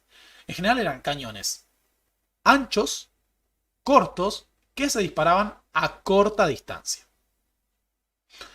Estos cañones a veces tenían la capacidad de tirar en parábola, los morteros. O sea, tiraban por encima de los muros del enemigo. E incluso se habían desarrollado tipos de munición que funcionaban como carcasas explosivas. Es decir, le ponían una mecha, disparaban y cuando la bala caía, explotaba, arrojando metralla en todos lados y diezmando a los defensores. Esa artillería era muy difícil de mover, tardaba mucho en disparar, así que era fácil para utilizar en sitios que duraban semanas y meses, pero no para un campo de batalla. Los sitios eran procesos muy complejos. En general, un ejército sitiador tiene que tener una gran superioridad numérica y un gran tren de artillería para proponerse atacar una fortaleza. Lo que se hacía era construir terraplenes, trincheras frente a los muros de la ciudad, resistiendo el fuego del enemigo y tratando de colocar cañones para bombardear al adversario. Eventualmente, cuando los muros estaban muy cerca, los cañones eran muy eficientes para destruir las murallas. Y si no, se podían utilizar para mantener a los defensores a raya y proceder al minado. ¿En qué consistía el minado? Bien. Se cavaban túneles subterráneos debajo de la muralla del enemigo y se colocaban cargas explosivas para hundir los muros desde abajo y romperlos. Algo parecido, si lo piensan, a lo que hace el Uruk-hai en El Señor de los Anillos, las dos torres, cuando dejan las cargas explosivas abajo de los muros del abismo de Helm. Los sitios eran operaciones militares muy costosas. Algunas ciudades costeras eran sitiadas por tierra y por mar. Es el caso del sitio de La Rochelle, dirigido por el cardenal Richelieu, el malo de los tres mosqueteros, conocido como la Eminencia Roja, que puso sitio a una ciudad protestante en medio del ataque a la paz del Edicto de Nantes. Así que los sitios eran muy costosos. Se esperaba que la fortaleza adversaria se rinda. O sea, era bombardeada, desgastada, rodeada, pasaba hambre y eventualmente se consideraba que los defensores perdían la capacidad de resistir y se rendían. Ahora, en algunas ocasiones los defensores mantenían su defensa. Y cuando los atacantes estaban muy desesperados o muy desmoralizados, se producían los asaltos frontales a gran escala. Por ejemplo, los atacantes no tienen la capacidad para sostener el sitio durante más tiempo, o podía ocurrir que estuviera en camino una fuerza de relevo, un ejército adversario, y esto obligaba a tomar una acción decisiva. Ahí a veces, pero esto no es la norma, salvo que haya una descomunal superioridad militar sobre una pequeña fortaleza, se producían los asaltos masivos a gran escala en las que la fuerza atacante bombardeaba y en paralelo avanzaba para tomar los muros de la ciudad. Este es el caso, por ejemplo, del sitio de Magdeburgo. Magdeburgo era una de las ciudades más prósperas del Sacro Imperio Romano, que fue asaltado y destruido por el ejército del conde Tserclaes von Tilly, que dirigía las fuerzas de la Liga Católica y a gran parte del ejército imperial. Los sitiadores estaban tan desesperados que masacraron toda la población. Y mataron a 30.000 personas. O sea, destruyeron toda la ciudad. Esto fue considerado en su época como un crimen de guerra. El otro tipo de artillería era artillería media, compuesta por las culebrinas, o a unos a veces como en inglés, los sucker gun o los sucker cannon, pero no como sucker de soquete, sino S-A-K-K-E-R. Es la artillería de campaña. Era artillería que se puede utilizar para bombardear ciudades y también para atacar a las formaciones enemigas. Disparaban proyectiles sólidos que, a ver, si vieron el Patriota tal vez estén al tanto, la bala lo que hacía era atravesar personas. O sea, ¿qué pasa cuando vos tirás una bala chiquita? Bueno, la bala pasa, te atraviesa y te mata. Cuando tirás una bala grande, la bala va despedazando seres humanos. O sea, va rompiendo y haciendo puré y pedazos de carne, metal y huesos a lo que va encontrando. O sea, vos tenés un grupo de soldados apretados, la bala pasa y va. No es que en las películas es muy poético, ¿no? Es como que hay explosiones, se tiran al piso. No, lo que decían las balas de cañón era que a veces caían y se rompían y tiraban metralla, pero un tiro efectivo era el tiro que iba rompiendo la formación. O sea, pasaba de largo despedazando personas, porque iba atravesando a todos los soldados que se encontraba. Y no es que te atravesaba, tipo. De nuevo, ¿vieron a veces cuando. Esto es muy morboso. Bueno, hoy en día sabemos que si te tira un FAL, te dispara a corta distancia, acá te arranca el brazo. Te tira una bala de esas y te pasa por acá y literalmente te parte en pedazos. Así. It's horrible. Utterly horrible. And fascinating. Así. Era de ese estilo. Ese tipo de artillería era la artillería que más se utilizaba en campaña. Y tomaba mucho desplegarla, había que utilizar caballos para moverlo. Y una vez en el campo de batalla, cuando era desplegada, ya no se movía. Muy raro que una artillería ya colocada en posición sea movida, sino que se dejaba en un lugar, se fortificaba, se cavaba un pozo y se disparaba. Los cañones no tenían la capacidad industrial que nosotros conocemos, entonces se recalentaban mucho.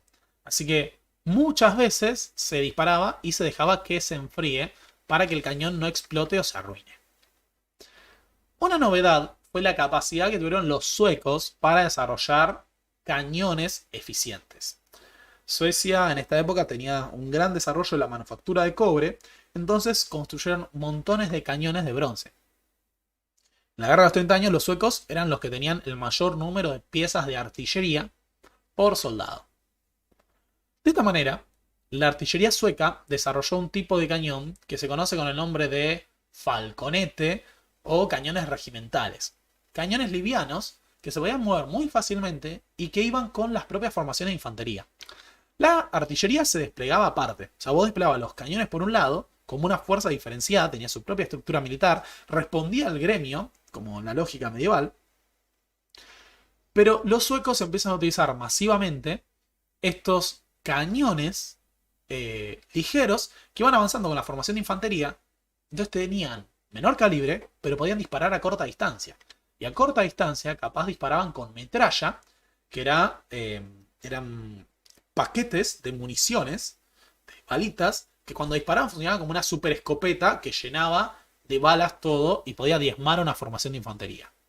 Estos falconetes eran muy eficientes y los suecos usaron muchos cañones ligeros. ¿Y qué es mejor que un cañón ligero? 7 cañones ligeros. ¿Por qué poner un solo cañón ligero cuando podés poner 7? Y disparar todos a la vez para aplastar a los malvados católicos que quieren imponerle su religión a los alemanes. Los suecos utilizaron muchos tipos de cañones ligeros en combate justamente de esta forma. Los movían hasta adelante, los ponían en posición y disparaban a corta distancia para debilitar formaciones de infantería. Y nada, se imaginan que 7 balas de cañón juntas así provocaban una carnicería brutal. Así que los campos de batalla de la Edad Moderna eran campos en los que uno tenía que tener un amplio manejo de lo que era la utilización de armas combinadas. Es decir, los ejércitos no iban simple y llanamente al campo de batalla a chocar contra el enemigo y listo. No, sino que primero peleaban sobre amplios teatros de operaciones, con maniobras y contramaniobras, y cuando llegaba el momento se producía la batalla. Dos ejércitos de campaña solían enfrentarse por el control de una posición estratégica, por el relevo de una ciudad que está siendo sitiada. Las batallas campales hubo las que se les ocurra. Grandes batallas, por ejemplo tenés Breitenfeld, Montaña Blanca, Breitenfeld, Lutzen, tenés la batalla de Nordlingen, tenés Jankó. O sea, un montón de batallas a gran escala en la Guerra de los 30 años. En general, estas fuerzas se desplegaban sobre kilómetros de territorio con todas esas formaciones, los regimientos desplegados como tableros de ajedrez en el caso de los españoles y los alemanes, y hacia el final del periodo mediante formas lineares, tanto alemanes como los holandeses y los suecos que ya lo hacían. Y los enfrentamientos solían empezar con un choque entre las vanguardias. Las vanguardias, la fuerza adelante, solían ser mosqueteros, caballería ligera, dragones. Y en general, cuando este enfrentamiento escalaba entre esas fuerzas de avanzada, se producía el choque masivo entre ambos ejércitos. Casi todas las batallas empezaban con los disparos de la artillería. La artillería podía disparar de forma imprecisa a cientos de metros y hasta 1 kilómetro, pero en la práctica era más útil dispararla a unos 300, 400 metros. Una vez que disparaba la artillería, muchas veces lo que trataba era de debilitar las formaciones de infantería o silenciar a los cañones del otro. Lo que trataba era de quitarle la potencia de fuego al adversario para tratar de debilitarlo. Después solía producirse el choque entre las caballerías, porque es el arma ofensiva que avanza más rápido. Cada caballería solía enfrentarse a la caballería adversaria para tratar de doblegarla y permitirle maniobrar sobre los flancos y la retaguardia del enemigo. En otras ocasiones, la caballería avanzaba directamente para reforzar los ataques de la infantería, atacando los puntos vulnerables de frente de la formación enemiga. Ese combate de caballería se podía prolongar y a veces se resolvía muy rápidamente. A veces la caballería tenía numerosos choques. Atacaban, retiraban, atacaban, retiraban, atacaban, retiraban. Y en el centro, en general, el combate se daba entre esas descomunales formaciones de infantería que avanzaban, se disparaban mosquetazos en medio del humo de los fusiles, los cañones. El campo de batalla se convertía en una nubareda y uno no podía ver nada, todo era confuso y se escuchaban los gritos, los disparos. Esas formaciones avanzaban en medio del humo para enfrentar a la formación enemiga. Primero mediante disparos, hasta que llegaba muchas veces el enfrentamiento cercano. En el enfrentamiento cercano muchas veces se combatía pica contra pica, mosquete contra mosquete, o a veces todos contra todos en una mezcla caótica. A veces los choques entre piqueros llevaban a el famoso push of pike. Perdón, los mosqueteros se solían disparar y después combatían cuerpo a cuerpo mezclados con los piqueros. Y ahí utilizaban sus espadas para apuñalar, que eran más ligeras, o usaban los mosquetes que eran pesados, tenían 15, 20 kilos, y los usaban como garrotes. O sea, te pegaban con el mosquete así para romperte la cabeza. Y los piqueros, a veces cuando se enfrentaban piquero contra piquero, llevaban adelante el famoso push of pike. Que es que las formaciones de picas se avanzaban, hasta que se empezaban a pinchar entre todos. Y yo tengo un chiste para hacer, pero es muy machirulo y no lo voy a hacer. No sé si es tan machirulo, pero no es necesariamente machirulo. Sería mojigato si creyera que es machirulo. Pero tengo un chiste para hacer y no lo voy a hacer. Pero hay un chiste... no importa. Pero estas formaciones es que no es machirulo en realidad, es muy sexual en realidad nada más. Pero bueno, ese choque de piqueros, entonces se pinchaban hasta que una de las dos formaciones sacaba del resto.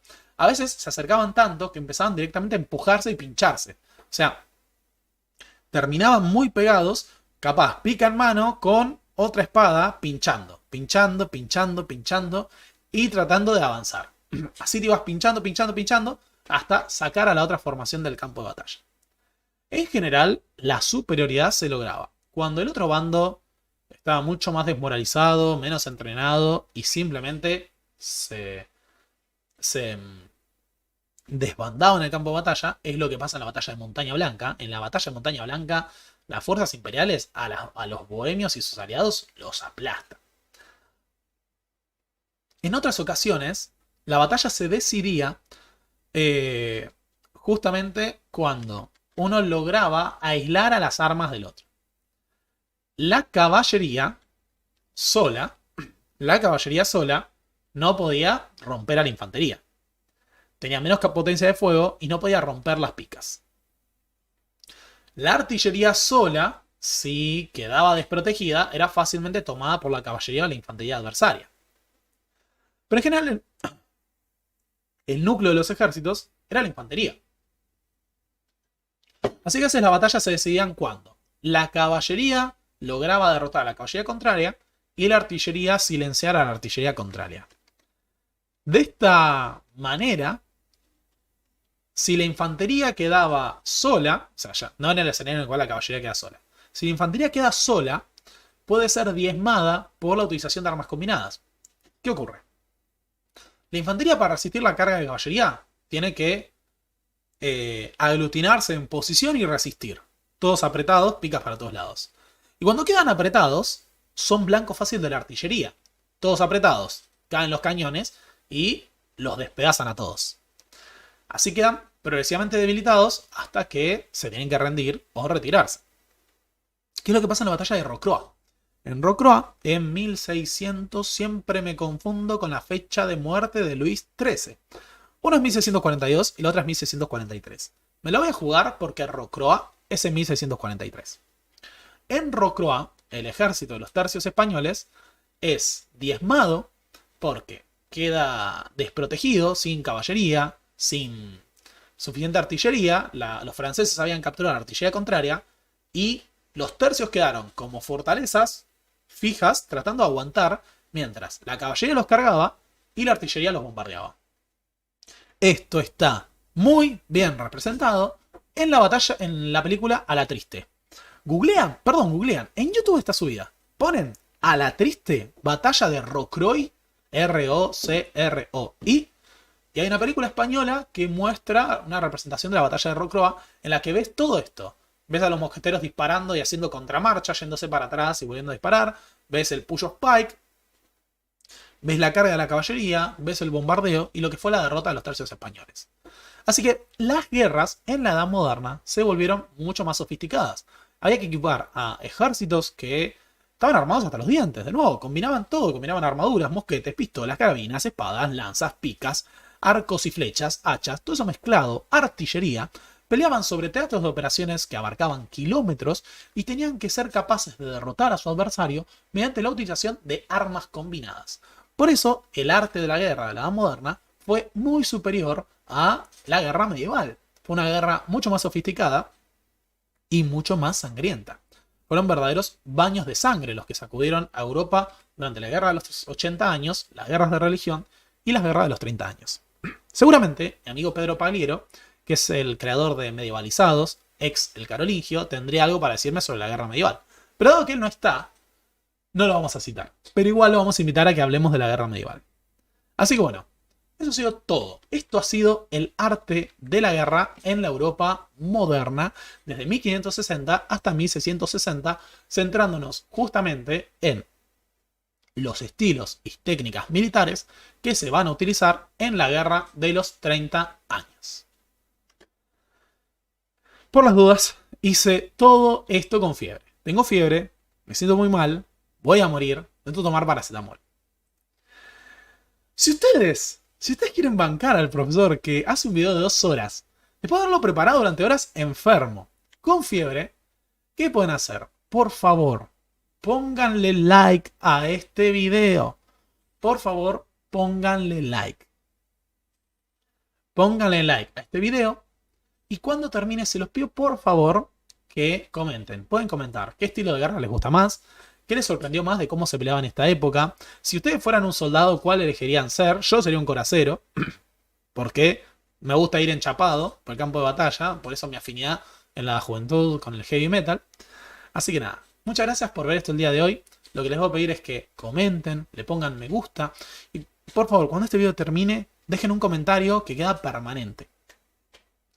Además, pueden hacer aportes a través de Mercado Pago o haciéndose miembros del canal. Pueden hacerse miembros. Una suscripción que sale 200 pesos. 200 pesos, no es nada. Tienen acceso a emojis personalizados, una estrella roja que los diferencia y a veces material exclusivo y adelantos. Así que, por favor, y si no, pueden hacerlo a través de Mercado Pago. Y pueden poner 200 pesos o pueden poner más dependiendo de sus ganas de contribuir a este proyecto. Así que nada, muchas gracias por estar el día de hoy. Pasado mañana, que ya a esta altura es mañana, porque ya es jueves, Nos vemos en Caras y Caretas para hablar de Güemes y Belgrano. Me estoy muriendo, espero recuperarme. Muchas gracias y hasta la próxima, amiguitos.